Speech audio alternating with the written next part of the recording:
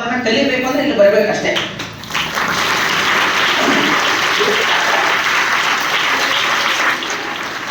ಇಲ್ಲಿಯ ಮಕ್ಕಳಿಗೆ ನಾನು ಸಂಸ್ಕಾರವನ್ನ ಹೇಳ್ಕೊಡೋದು ಅಂತಂದ್ರೆ ಮೀನಿಂಗ್ ಈಜಿ ಹ್ಯಾಂಗ್ ಕಲಿಸ್ಬೇಕು ಅಂತ ಹೇಳ್ಬೇಕಷ್ಟೇ. ಮೀನಿಂಗ್ ಈಜಿ ಕಲಿದಂತೆ ಹಾಸ್ಯಾಸ್ಪದ ಆಗ್ತದೆ. ಅದಕ್ಕೆ ಸಂಸ್ಕಾರ ಯಾವ ರೀತಿ ಅಂತ ಹೇಳೋದಿಲ್ಲ. ಭಗವದ್ಗೀತೆಯ ಮಹತ್ವವನ್ನ ಒಂದು 15 ನಿಮಿಷ ಸಮಯಾವಕಾಶ ಜಲಾದೇವರ ಅನುಮತಿಯೊಂದಿಗೆ ಹೇಳ್ತಾ ಒಂದು 15 ನಿಮಿಷವರೆಗೆ ಏನು ಭಗವದ್ಗೀತೆ ಅಂತಂದ್ರೆ ನೋಡ್ಬಿಡೋಣ. ಭಗವದ್ಗೀತೆಯ ಧ್ಯಾನ ಶ್ಲೋಕದಲ್ಲಿ ಬರ್ತದೆ, ಸರ್ವೋ ಉಪನಿಷದೋ ಗಾವೋ ದೋಗ್ಧ ಗೋಪಾಲ ನಂದನ. ನಮ್ಮ ಅಣ್ಣವರು ಹೇಳಿದಂತೆ ವೇದಗಳು ಉಪನಿಷತ್ತುಗಳು ಇವೆಲ್ಲವೂ ಒಂದು ಧರ್ಮಕ್ಕೆ ಒಂದು ಜಾತಿಗೆ ಸೀಮಿತವಾಗಿರ್ತಕ್ಕಂಥದ್ದಲ್ಲ. ಇದು ನಮ್ಮ ಮನಸ್ಸಿನಲ್ಲಿ ಮತ್ತೆ ಇಟ್ಕೊಳ್ತಕ್ಕಂಥದ್ದು. ಎಲ್ಲ ವೇದಗಳ ಸಾರ, ವೇದ 4 ವೇದಗಳು ವೇದವ್ಯಾಸರ ವಿಭಾಗವನ್ನ ಮಾಡ್ತಾರೆ. ವೇದಗಳು ವಿಭಾಗವನ್ನ ಮಾಡಿ ಆ ವೇದಗಳ ಸಾರವನ್ನ ಪುರಾಣದಲ್ಲಿ ಪಟ್ಟಿ ಇಳಿಸಿದ್ದಾರೆ. ಪುರಾಣ 18 ಪುರಾಣಗಳನ್ನ ಇಳಿಸಿದರು. 18 ಪುರಾಣಗಳ ಅವು ಆರಣ್ಯಕಗಳು, ಬ್ರಾಹ್ಮಣಕಗಳು, ಉಪನಿಷತ್ತುಗಳು, ಪುರಾಣಗಳು ಅಂತ ಹೇಳಿ ಅವು ವೇದಾಂಗಗಳು ಅಂತ ಆಯ್ತು. ಆ ಎಲ್ಲ ವೇದ, ಉಪನಿಷತ್ತುಗಳು, ಪುರಾಣಗಳು ಇವೆಲ್ಲರ ಸಾರಭೂತ ಭಗವದ್ಗೀತೆಯಾಗಿದೆ. ಸರ್ವೋ ಉಪನಿಷದೋ ಗಾವು, ಅದಕ್ಕೊಂದು ಉದಾಹರಣೆಯನ್ನು ಕೊಡ್ತಾರೆ. ಈ ಎಲ್ಲ ಉಪನಿಷತ್ತುಗಳು ಒಂದು ಗೋ ಇದ್ದಂತೆ. ಗೋ ಅಂದ್ರೆ ಆಕಳಿಗೆ ಮಾತ್ರ ಗೋ ಅನ್ನೋದು, ವೇದಗಳಿಗೂ ಗೋ ಅಂತ ಕರೀತಾರೆ. ಗೋ ಅಂದ್ರೆ ಗಚ್ಚತಿ ಇತಿ ಗೋ, ಯಾರು ಸದ್ಗತಿಗೆ ಕರ್ಕೊಂಡು ಹೋಗ್ತಾರೋ ಅದು ಗೋ. ಅದಕ್ಕಾಗಿ ಗೋ ಪೂಜೆ ಮಾಡೋದು. ತಾಯಿಗೆ ಗೋ ಅಂತ ಕರೀತಾರೆ, ವೇದಗಳಿಗೆ ಗೋ ಅಂತ ಕರೀತಾರೆ, ಭೂಮಿಗೆ ಗೋ ಅಂತ ಕರೀತಾರೆ. ಹೀಗೆ ಆ ಎಲ್ಲ ಉಪನಿಷತ್ತುಗಳು ಸಾರಭೂತ ಆಕಳವಾಗಿದ್ರೆ ದೋಗ್ಧ ಗೋಪಾಲ ನಂದನ. ಆಕಳ ಹಾಲು ಅದನ್ನ ಹಿಂಡದೇನೆ ಬರ್ತದೆ. ಸುಮ್ಮನೆ ನಿಂತರೆ ಆಕಳ ಹಾಲು ಕೊಡೋದಿಲ್ಲ. ಅದನ್ನ ಕರೀಲಿಕ್ಕೆ ಒಬ್ಬ ಗೋಪಾಲಕ ಬೇಕು. ಆ ಗೋಪಾಲಕನೇ ಭಗವಂತನಾಗಿರ್ತಕ್ಕಂಥ ಕೃಷ್ಣನಾಗಿದ್ದಾನೆ. ಪಾರ್ಥ ವತ್ಸ ಸುದೀರ್ಭೋಕ್ತ. ಆ ಆಕಳು ಹಾಲು ಕರೆಯೋದಕ್ಕಿಂತ ಮೊದಲು ಕರು ಬಿಡಬೇಕು. ಅದಕ್ಕೆ ಕರು ಬಿಟ್ಟಾಗ ಹಾಲು ಕೊಡ್ತದೆ. ಆ ವೇದ ಅಂತಕ್ಕಂತಹ ಹಸು, ಕೃಷ್ಣ ಅಂತಕ್ಕಂತಹ ಗೋಪಾಲಕ, ಪಾರ್ಥ ಅರ್ಜುನ ಅಂತಕ್ಕಂತಹ ಕರುವನ್ನ ಬಿಟ್ಟು ದುಗ್ಧಂ ಗೀತಾಂ ತತಂ ಅಂತ ಆ ಬಂದಿರತಕ್ಕಂತಹ ಹಾಲೇ ಇವತ್ತಿನ ಭಗವದ್ಗೀತೆ. ಕೃಷ್ಣ ಕೇವಲ ಅರ್ಜುನನಿಗೆ ಭಗವದ್ಗೀತೆಯನ್ನು ಉಪದೇಶ ಮಾಡಿದ ಅಂತ ನಾವು ತಿಳ್ಕೊಬಾರ್ದು. ಅರ್ಜುನನನ್ನ ನಿಮಿತ್ತವನ್ನಾಗಿ ಮಾಡಿಕೊಂಡು ಎಲ್ಲ ಪ್ರಪಂಚಕ್ಕೆ ಉಪದೇಶ ಮಾಡಿರ್ತಕ್ಕಂಥದ್ದು ಭಗವದ್ಗೀತೆ. ಈಗ ಯಾವ್ದಾದ್ರು ಒಂದು ನಾವು ಸ್ಕೂಲ್ನೊಳಗೆ ಹೋದಾಗ ಒಂದು ಕ್ಲಾಸ್ ರೂಮ್ದೊಳಗೆ ಯಾರೋ ಒಬ್ಬ ಹುಡುಗ ಮಾತಾಡ್ತಾನೆ, ಅವನಿಗೆ ಎಬ್ಬಿಸಿ ನಿಲ್ಲಿಸಿ ಮಾತಾಡಬೇಡ ಅಂತ ಹೇಳ್ತೀವಿ. ಅಂತಂದ್ರೆ ಅವನಿಗೆ ಒಬ್ಬನಿಗೆ ಹೇಳದ ಅಂತ ತಿಳ್ಕೊಳ್ಳೋದಲ್ಲ, ಆ ಎಲ್ಲ ಕ್ಲಾಸಿಗೆ ಬಂದಂತ ಕೇಳಿ. ಯಾಕೆ ಅರ್ಜುನಿಗೆ ಕೇಳದ ಅಂತಂದ್ರೆ, ಹೇಳ್ತಾನೆ ಅರ್ಜುನಿಗೆ ಯಾಕೆ ಅಂತಂದ್ರೆ, ಇವತ್ತು ನಮಗೇನು ದ್ವಂದ್ವಗಳಿದೆಯಲ್ಲ, ಮನಸ್ಸಿನಿಗೆ ಚಿಂತೆಗಳೇನಿದೆಯಲ್ಲ, ಇವತ್ತು ನಮ್ಮ ಇರತಕ್ಕಂತಹ ಆಧುನಿಕ ಸಮಸ್ಯೆಗಳೆಲ್ಲವೂ ಅರ್ಜುನಿಗೆ ದ್ವಾಪಾರಯುಗದೊಳಗೆ ಇತ್ತು. ಸಮಸ್ಯೆ ಸಂಪೂರ್ಣವಾಗಿ ಬಗೆಹರಿತು ಅಂತಂದ್ರೆ ಅದು ದೀರ್ಘ ಕಾಲದವರೆಗೆ ಇರ್ತದೆ. ಅದಕ್ಕಾಗಿ ನಮಗೂ ಅನಿಸ್ತದೆ ನೋಡಿ, ದಿನ ವಾರಕ್ಕೆ 2 ರವಿವಾರ ಬರಬೇಕು ಅಂತ ಅನಿಸ್ತದೆ. ಯಾಕಂದ್ರೆ ಸುಟಿ ಇರ್ತದಲ್ಲ 2 ರವಿವಾರ, ಶಾಲೆಗೆ ಹೋಗ್ಬಾರ್ದು. ಇವತ್ತು ಯಾಕೋ ಬೆಳಗ್ಗೆ ಎದ್ದ ತಕ್ಷಣ ಸ್ವಲ್ಪ ಸುಸ್ತು ಅನಿಸ್ಬಿಡ್ತದೆ. ಸೋಮವಾರ ಬಂತಂದ್ರೆ ಸುಸ್ತಾಗಿಬಿಡ್ತದೆ. ಹಿಂಗೆ ಅನಿಸ್ತದಲ್ಲ ನಮಗೆ. ಸ್ಕೂಲಿಗೆ ಬಂದಿವಿ ಅಂತಂದ್ರೆ, ಶಾಲೆಗೆ ಬಂದಿವಿ ಅಂತಂದ್ರೆ ಶಾಲೆ ಕಲಿಬೇಕಪ್ಪ. ಈಗ ಇಂಥ ಯಾರೊಬ್ರು ಮೋಟಿವೇಶನ್ ಮಾಡಿದ್ರು, ಯಾರೊಬ್ರು ಉತ್ತೇಜಕವಾಗಿರ್ತಕ್ಕಂಥ ಮಾತುಗಳನ್ನು ಹೇಳಿದ್ರು, ಶಾಲೆಗಂದ್ರೆ ಈ ರೀತಿ ಶಾಲೆಯನ್ನು ಓದಿದ್ರೆ ಈ ರೀತಿಯಾಗಿ ನೀವು ದೊಡ್ಡ ದೊಡ್ಡ ವ್ಯಕ್ತಿಗಳಾಗಬೇಕು ಅಂದಾಗ ನಾವು ಶಾಲೆಗೆ ಹೋಗಬೇಕು ಅಂತ ಮನಸ್ಸಿಗೆ ಬರ್ತದೆ.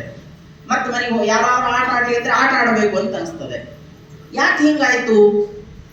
ಯಾಕೆ ಈ ಮನಸ್ಸಿನಿಗೆ ತೌಮಲ್ಯಗಳು, ದೌರ್ಬಲ್ಯ ಯಾಕೆ ಹಿಂಗಾಯ್ತು ಮನಸ್ಸು ಅಂತಂದಾಗ ಅರ್ಜುನನಿಗೆ ಆಗಿರ್ತಕ್ಕಂಥ ಸಮಸ್ಯೆ ಅದೇ. ಅದಕ್ಕಾಗಿ ಕೃಷ್ಣ ಹೇಳ್ತಾನೆ, ಕ್ಷುದ್ರಂ ಹೃದಯ ದೌರ್ಬಲ್ಯಂ ತ್ಯಕ್ತೋ ಉತ್ತಿಷ್ಟ ಪರಂತಪಃ. ಇವೆಲ್ಲವನ್ನ ಬೆಳೀತಕ್ಕಂಥದ್ದು ಭಗವದ್ಗೀತೆ. ಇದು ಮಕ್ಕಳ ಸಮಸ್ಯೆ ಅಷ್ಟೇ ಅಲ್ಲ, ಆಬಾಲ ವೃದ್ಧರಾಗಿ ಬಾಲಕರಿಂದ ವೃದ್ಧರವರೆಗೆ ಎಲ್ಲರಿಗೂ ಇರ್ತಕ್ಕಂಥ ಸಮಸ್ಯೆ ಇದೆ. ದ್ವಂದ್ವತೆ ಮನುಷ್ಯನಲ್ಲಿ, ದ್ವಂದ್ವಾತೀತೋ ವಿಮತ್ಸರ. ಪ್ರತಿಯೊಂದು ದ್ವಂದ್ವತೆಗಳಿಂದ ಕೂಡಿದೆ ಸಮಾಜ. ಕೂಡಿರತಕ್ಕಂಥ ಎಲ್ಲ ದ್ವಂದ್ವಗಳನ್ನ ಸರಿಯಾದ ನಿಟ್ಟಿನಲ್ಲಿ, ಅದಕ್ಕಾಗಿ ಆ ದ್ವಂದ್ವತೆಯನ್ನ ಬಿಟ್ಟು ಬರ್ತಕ್ಕಂಥದ್ದು.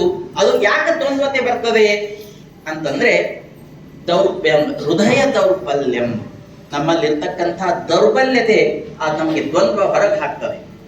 ಆ ದೌರ್ಬಲ್ಯತೆ ಹೋಯ್ತು ಅಂತಂದಾಗ ಮನುಷ್ಯ ಏಕಾಗ್ರತೆ ಬರಲಿಕ್ಕೆ ಪ್ರಾರಂಭವಾಗ್ತದೆ. ನಮಗೂ ಅನೇಕ ಬಾರಿ ಆಗ್ತದೆ, ಬೆಳಗ್ಗೆ 5:15 ಏಳಬೇಕು ಅಂತ ಅಲಾರಾಮ್ ಇಟ್ಕೊಳ್ತೀವಿ. ಅಲಾರಾಮ್ ಏನೋ ಆಗ್ತದೆ, ಆದ್ರೆ ಹೇಳ್ಲಿಕ್ಕೆ ಆಗುವುದಿಲ್ಲ. ಯಾಕೆ ಹಿಂಗಾಯ್ತು? ನಿಶ್ಚಯ ಇಲ್ಲ, ಮನುಷ್ಯನ ನಿಶ್ಚಯ ಇಲ್ಲ, ಮನಸ್ಸಿನ ತಯಾರಿ ಇಲ್ಲ. ನಮ್ಗೆ ಹೇಳೋದೇನು ದೊಡ್ಡ ಮಾತಲ್ಲ, ಆದ್ರೆ ತಯಾರಿ ಯಾವಾಗ ಇಲ್ಲವೋ ಅವಾಗ ಈಗ 5:15 ಆಗ್ಯದ, 6 ಗಂಟೆ ಕೇಳೋಣ ಅಂತ ಅಲಾರಾಮ್ ಬಂದ್ ಮಾಡ್ತೀವಿ, 7 ಆಗಿಬಿಟ್ಟಿರ್ತದೆ. ಇದು ಮನಸ್ಸಿನ ತಯಾರಿ ನಮಗಿಲ್ಲ ಅಂತಂದಾಗ, ಆ ಮನಸ್ಸಿನ ತಯಾರಿ ಮಾಡಬೇಕಾದ್ರೆ ಏನ್ ಮಾಡಬೇಕು ಅಂತಂದ್ರೆ ಅಭ್ಯಾಸೇನ ತು ಕೌಂತೇಯ ವೈರಾಗ್ಯೇನ ಚ ಗೃಹ್ಯತೆ. ಮತ್ತೆ ಭಗವದ್ಗೀತೆ ಬರಬೇಕು. ಅಭ್ಯಾಸ ನಿತ್ಯದಲ್ಲಿ ಅದು ಪುನರುಕ್ತಿ ಆಗ್ಬೇಕು. ಮನುಷ್ಯನಿಗೆ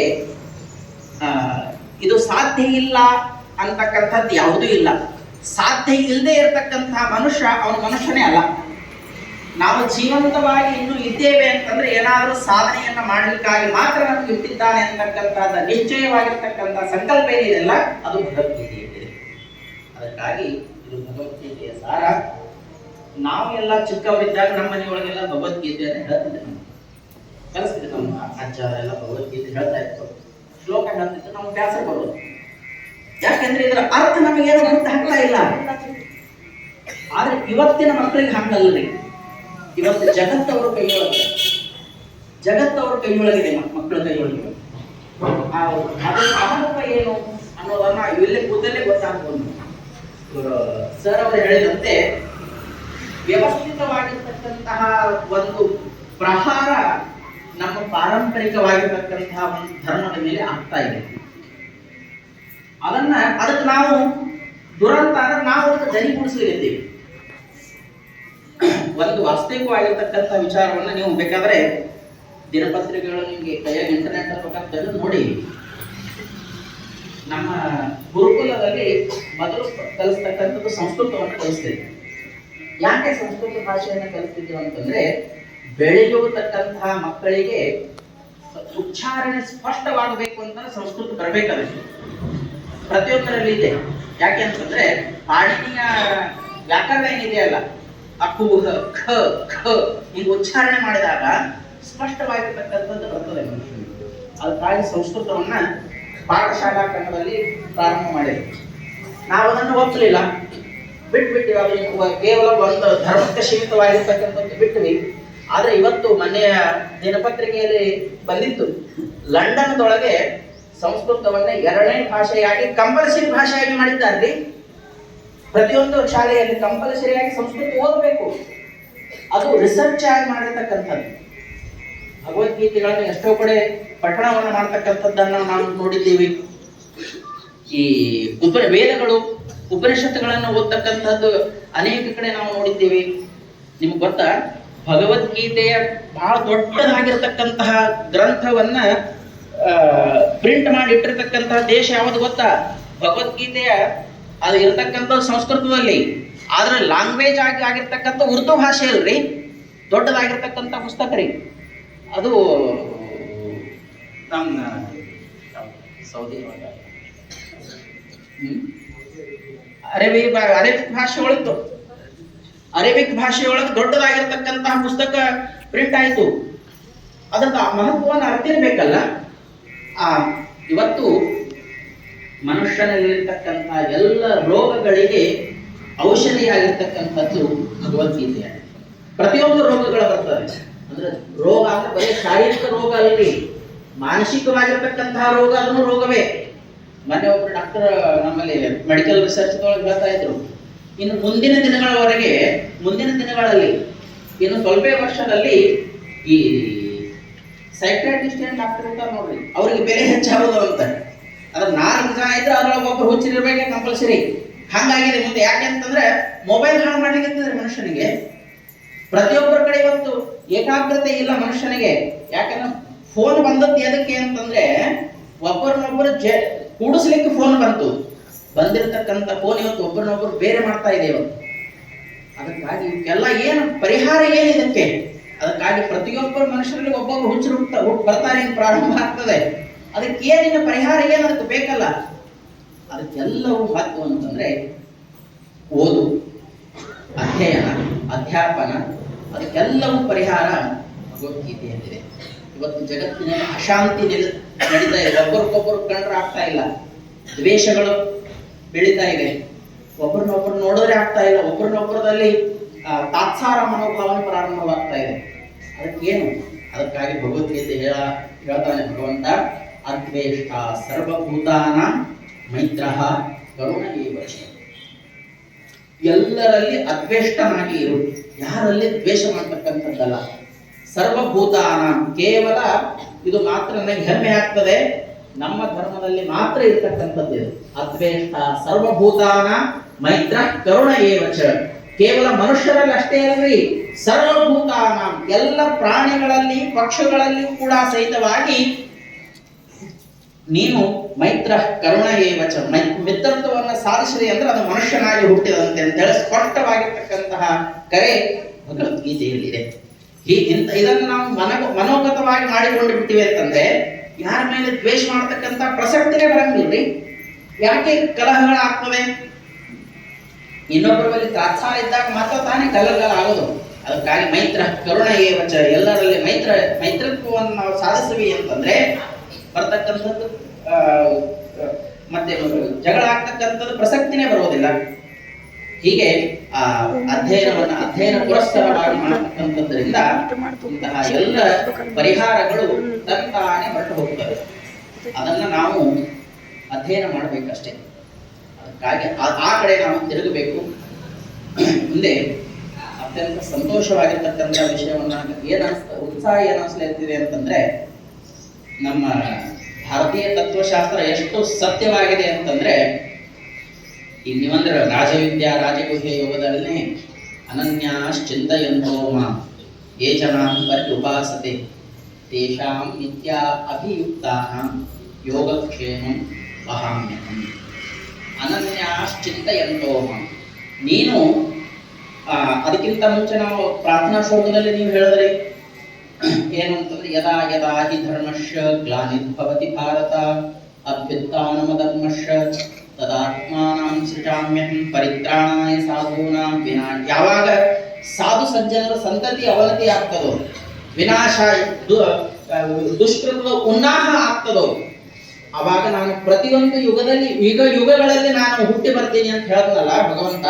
ಅದು ಎಷ್ಟು ಸತ್ಯ ಅಂತಂದ್ರೆ, ನೀನು ನಿಶ್ಚಿಂತನಾಗಿರು, ಯೋಗಕ್ಷೇಮಂ ವಹಾಮ್ಯಹಂ, ನಿನ್ನ ಯೋಗಕ್ಷೇಮ ನನಗೆ ಬಿಟ್ಟಿದ್ದು ಅಂತ ಹೇಳ್ತಾರೆ. ಯಾಕೆ ನನಗೆ ಸಂತೋಷ ಆಯ್ತು ಅಂತಂದ್ರೆ, ಇವತ್ತಿನ ದಿವಸ ಎಲ್ಲೇ ನೋಡ್ತೀರಿ ಅಲ್ಲಿ ಪ್ರತಿಯೊಂದು ಗಲ್ಲಿಯಲ್ಲಿ ಇಂಗ್ಲಿಷ್ ಮೀಡಿಯಂ ಸ್ಕೂಲ್ಗಳು ಇಂಗ್ಲಿಷ್ ನಾನು ದ್ವೇಷ ಅಂತಲ್ಲ, ಇಂಗ್ಲಿಷ್ ಬೇಕು ಮನುಷ್ಯನಿಗೆ, ಬದುಕಲಿಕ್ಕೆ ಬೇಕೇ ಬೇಕು, ಎಲ್ಲ ಕಡೆ ಪ್ರಾರಂಭವಾಗಿದೆ.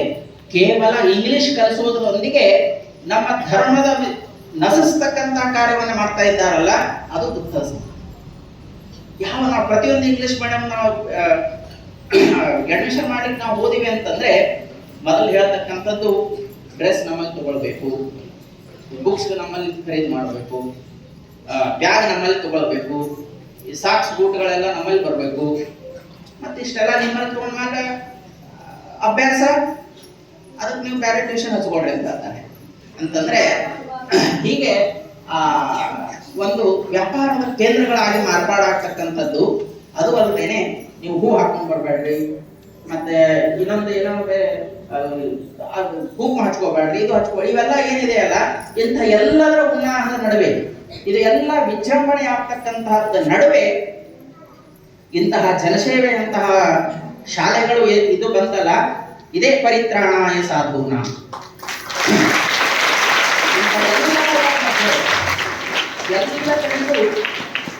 ಅದಕ್ಕಾಗಿ ದುಷ್ಟ ಸಂತತಿ ಯಾವಾಗಲೂ ಹೆಚ್ಚಿರ್ತದ್ರಿ. ಕೌರವರ ಪಕ್ಷದಲ್ಲಿ ಇದ್ರೊಳಗೆ ನಾನು ಅಗಾಡ ಹೇಳ್ದಲ್ಲ, ಈ ಅರ್ಜುನನ ಕಡೆ ಎಷ್ಟು ಜನ ಇದ್ರು? 5 ಅಕ್ಷೋಹಿಣಿ ಸೈನ್ಯ ಇತ್ತು. ಆ ಕಡೆ 11 ಅಕ್ಷೋಹಿಣಿ ಸೈನ್ಯ ಇತ್ರಿ. ಕೌರವರ ಕಡೆ ಹಂಸಿದ್ರೆ ಯಾವಾಗಲೂ ದುಷ್ಟ ಶಕ್ತಿ ಹೆಚ್ಚಿರ್ತದೆ, ಆದ್ರೆ ಜಯ ಆಗ್ತಕ್ಕಂಥದ್ದು ಯಾವಾಗಲೂ ಸಜ್ಜನಿಕೆಗೆ ಜಯ ಆಗೋದು. ಇದು ಧರ್ಮ ಸಂಸ್ಥಾಪನಾರ್ಥಾಯ. ಸುತ್ತಮುತ್ತ ಎಲ್ಲ ಕಡೆಯೂ ಅಧರ್ಮ ಇದ್ರೂ ಕೂಡ ಇಂತಹ ಮಕ್ಕಳು ಇಲ್ಲಿ ನೀವು ತಯಾರಾಗಿದ್ದೀರಲ್ಲ, ಒಬ್ಬೊಬ್ಬ ಸಾಕು. ನಾನು ಪ್ರಾರ್ಥನಾ ಶ್ಲೋಕಗಳೇ ನೋಡಿದೆ. ಪ್ರಾರ್ಥನಾ ಶ್ಲೋಕ ಅನ್ನುವಾಗ ಆ ಕಡೆ ನಾವು ನೋಡ್ತೀವಿ, ಒಬ್ರು ಯಾರೋ ಅಂತೇಳ್ಬೇಕಾದ್ರೆ ಒಬ್ರು ಈ ಕಡೆ ನೋಡ್ತಾರೆ, ಒಬ್ರು ಈ ಕಡೆ ನೋಡ್ತಾರೆ. ಮನುಷ್ಯನ ಒಬ್ಬಲ್ಲಿ ಅಲ್ಲಿಗೆ ಮಾಡ್ಲಿಕ್ಕೆ ಆಗಂಗಿಲ್ಲ. ಆದ್ರೆ ಇಲ್ಲಿ ಪ್ರತಿಯೊಬ್ಬ ಮಗುನು ಸಹಿತವಾಗಿ ಬಂದಂತೆ ಶ್ಲೋಕಗಳನ್ನು ಹೇಳ್ತಕ್ಕಂಥ ನಾನು ಗಮನಿಸಿದೆ. ಇದು ಅತ್ಯಂತ ಸಂತೋಷವಾಗಿರ್ತಕ್ಕ, ನಾನು ಹೃದಯಪೂರ್ವಕವಾಗಿ ಹೇಳಿದ್ದೀನಿ.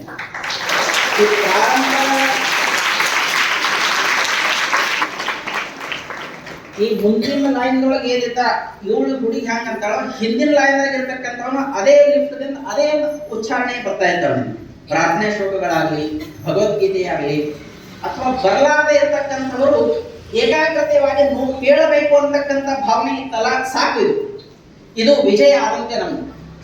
ಇದು ಭಾಗವತದಲ್ಲಿ ಮಾತು ಬರ್ತದೆ. ಏನು ಅಂತಂದ್ರೆ, ಯಾವಾಗ ನಮಗ ಒಳ್ಳೆಯ ಸತ್ಸಂಗ ಬರಬೇಕು ಅಂತ ಅನಿಸ್ತದಲ್ಲ, ಯಾವಾಗ ನಮಗ ಒಳ್ಳೆಯ ವಿಚಾರಗಳು ಕೇಳಬೇಕು ಅಂತ ಅನಿಸ್ತದಲ್ಲ, ಅವಾಗ ನಮ್ಮ ಜಯ ಕಟ್ಟಿಟ್ಟಂತ ಹೀಗಿದ್ದಾಗ, ಅದಕ್ಕಾಗಿ ಯಥೋ ಧರ್ಮ ತಥೋ ಜಯ. ಎಲ್ಲಿ ಧರ್ಮ ಇರ್ತದೋ ಅಲ್ಲಿ ಜಯ ಇದ್ದೇ ಇರ್ತದೆ. ಅದಕ್ಕಾಗಿ ಇಂತಹ ಒಬ್ಬೊಬ್ಬ ವಿದ್ಯಾರ್ಥಿಗಳನ್ನು ನೋಡಿ ಅತ್ಯಂತ ಸಂತೋಷವಾಗಿರ್ತಕ್ಕಂಥದ್ದು. ಭಗವದ್ಗೀತೆ ಅಧ್ಯಯನ ಮುಂದಿನ ದಿನಗಳಲ್ಲಿ ದಿನಾಲು ಒಂದು ಶ್ಲೋಕ ಆದರೂ, ವಾರಕ್ಕೆ ಒಂದು ಶ್ಲೋಕ ಆದರೂ ಇಟ್ಕೊಳ್ಳೋಣ. ನಾನು ಅಕ್ಕವ್ರು ಯಾವಾಗ ಹೇಳ್ತಿರ್ತಾರೆ, ನಾವು ಮಠಕ್ಕೆ ಬಂದಾಗ ಒಂದ ಕ್ಲಾಸ್ ಆದ್ರೆ ನಮ್ಮ ಸಂಸ್ಕೃತ ತಗೊಳ್ರಿ ಅಂತ ಹೇಳಿ ನಾನು ಇವತ್ತು ಸಂಕಲ್ಪ ಮಾಡ್ಲಿರ್ತೀನಿ. ಮುಂದಿನ ದಿವಸ ವಾರಕ್ಕೆ ಒಂದಾದರೂ ಸಂಸ್ಕೃತ ಕ್ಲಾಸು, ಅದ್ರ ಜೊತೆ ಭಗವದ್ಗೀತೆಯನ್ನು. ಏನೇ ನಮ್ಗೆ ಕೆಲಸದ ಒತ್ತಡಗಳಿದ್ರು ಕೂಡ ವಾರಕ್ಕೆ ಒಂದು ದಿವಸ ಆದ್ರೂ ಒಂದು ತಾಸು ಆದ್ರೂ ನಾನು ತೆಗಿತೀನಿ ಅಂತ ತಿಳ್ಕೊಂಡು ಇವತ್ತು ಅವ್ರಿಗೆ ಹೇಳ್ತಾ,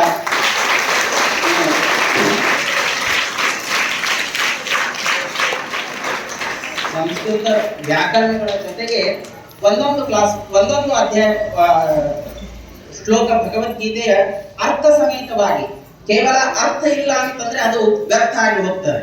ಅರ್ಥ ಸಮೇತವಾಗಿ ಹೇಳ್ತಾ ವಾರಕ್ಕೆ ಒಂದು ಕ್ಲಾಸ್ ಅಥವಾ ತಿಂಗಳಿಗೆ 2 ಈ ರೀತಿಯಾಗಿ ಅನುಕೂಲಕ್ಕೆ ತಕ್ಕಂತೆ ಮುಂದಿನ ದಿನಗಳೊಳಗ ನಾನು ಬರ್ತೇನೆ ಅಂತ ತಿಳ್ಕೊಂಡು ಅವರಿಗೆ ಹೇಳ್ತಾ, ಇವತ್ತಿನ ಈ ಕಾರ್ಯಕ್ರಮಕ್ಕೆ ಕರೆಸಿ ಮಾತಾಡ್ಲಿಕ್ಕೆ ಅವಕಾಶ. ಯಾಕೆ ಅಂತಂದ್ರೆ ಇವರೆಲ್ಲರೂ ನಮ್ಮ ಸದಾನಂದ ಜೋಶಿ ಅವರು ಬಹಳ ದೊಡ್ಡವ್ರು, ನಾನು ಅವರು ಮಾತಾಡ್ತಕ್ಕಂಥದ್ದು ಹಾಸ್ಯಾಸ್ಪದ ಅಂತ ಆಗ್ತದೆ.